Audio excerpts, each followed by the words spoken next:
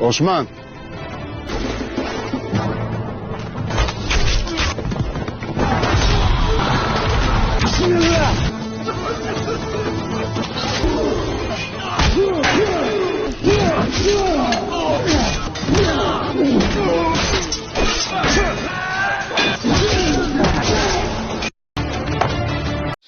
अस्सलाम वालेकुम। कोर्लोस उस्मान में देखेंगे कि एक तरफ तो बेगम खातून ने बाज़ंतीनी कमानदार को बता दिया है कि उस्मान पर हमला कब करना है। वो उसे बता चुकी होती है कि उस्मान इस वक्त यहाँ से गुजरेगा तो तुम उस पर हमला कर देना, मगर वो इस बात से अनजान है कि आगे उस्मान इसके साथ करने क्या वाला है। दूसरी तरफ जो बेगम खातून वो उस्मान की बन तो गई है वफादार, मगर क्या वो वाकई बन गई है वफादार और क्या वो उस्मान को धोखा नहीं देगी। वो उस्मान को बता चुकी है कि इस वक्त कमानदार वहां से निकलेगा और उस्मान भी निकल चुका है कमानदार को पकड़ने के लिए। अब देखते हैं कि बेगम खातून कहाँ तक कामयाब रहती है और वो क्या करेगी और उस्मान और कमानदार एक दूसरे के साथ क्या करेंगे।